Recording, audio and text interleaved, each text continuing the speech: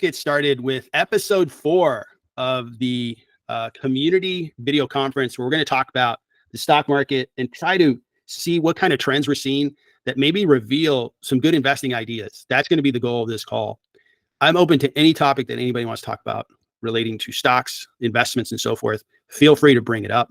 Please ask questions, put your thoughts out there as we go through these through this talk track. But we can get started by looking at just high level stock market, and then we'll get into sectors and industries and maybe talk about some industries that I think are worth taking a look at as a potential investment for the remainder of 2024. So the S&P is still tracking for a real nice gain of 12.68% year to date. And what's positive about the current state is, you know, if you guys have been watching my videos, so during this period of time, I was uncomfortable that the market just kept going up. It's like, okay, markets just don't, you know, this is uncomfortable. It's like, it's too good. I'm getting nervous that if we keep going up and up, we're going to have a pretty significant crash. That's how bubbles are formed. Now, nobody can predict when it's going to go down. Nobody can, accurately say, oh, it's going to go down on this particular week and so forth. But the medicine, I call it medicine, that the market took over the last month has been very productive. You know, for the S&P starting on July 16th, for the NASDAQ starting on July 10th. So the NASDAQ's clearly in a 30-day period of time when it went down. This is really good for the market. And specifically, some industries went down far faster than others, right? And some industries actually rallied the last 30 days. So we'll take a look at that in a minute. When we look at the 4 different indexes that I'm going to look at, which is the S&P, NASDAQ, Dow, and Russell, we have the NASDAQ still leading year to date. If you look at performance, the S&P in second place, the Dow is actually in the negative year to date. And then the Russell is barely making a return. Now, the Russell did have a good 30 days. Let's take a look at the 30-day. But still, it's in the negative, but not as bad as the NASDAQ, the S&P.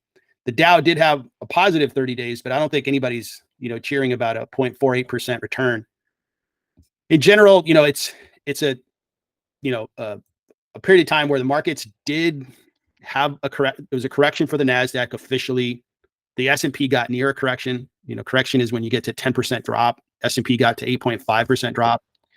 So those things are, I think, make me feel like, okay, that's a good drop. There's probably more buying opportunities, and the market's probably closer to fair price. I thought it was priced at a premium, but you don't make money by just observing the market as a whole. You make money by buying stocks at the right time.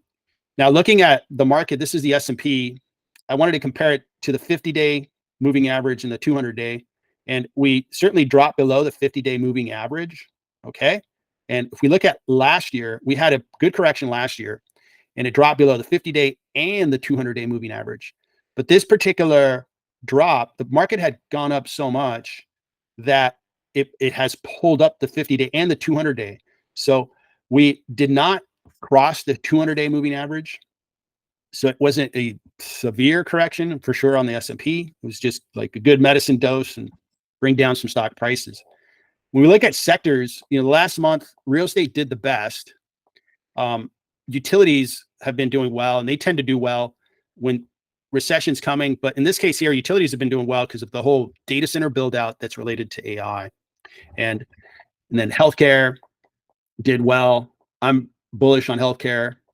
Staples did okay. Industrials, industrials, it's kind of a mixed bag. Some industrials are going to do well. Those that are really dependent on a growing economy may not do as well as we would like.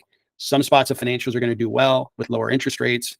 But kind of like where the correction happened most was in technology, where semiconductor stocks, computer hardware companies went down substantially. And then some consumer discretionary, as the consumer becomes more choosy on discretionary spend like travel or high-end purchases. And you think about that space, right? Like my lovely wife, she has a nice purse and she bought it and it's nice. Well, that's a discretionary item. How many purses does she need? She doesn't need 50. She doesn't need 5. She just needs a couple of them, right? She has one principal one, and she has one that's smaller that when we maybe go somewhere where she wants a smaller purse, she takes that one. But discretionary spend means that you buy it once in a while and then you don't need to buy that item again. with regard to travel, I think a lot of people exercise that really desire to travel and are probably just, pumping the brakes a little bit. Go for it, Scott. Hey, thanks. Yeah, quick question. Would you consider cars discretionary purchase? Maybe it depends. Like where I live, it's definitely discretionary.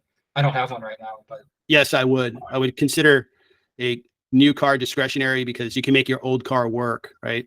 Like, back in my young days, I would have a car that was super old and just, functioning. Well, if I decided, hey, I'm going to go and spend, tens of thousands of dollars on a new car, that's totally discretionary. Yeah. okay, that was it. Thanks.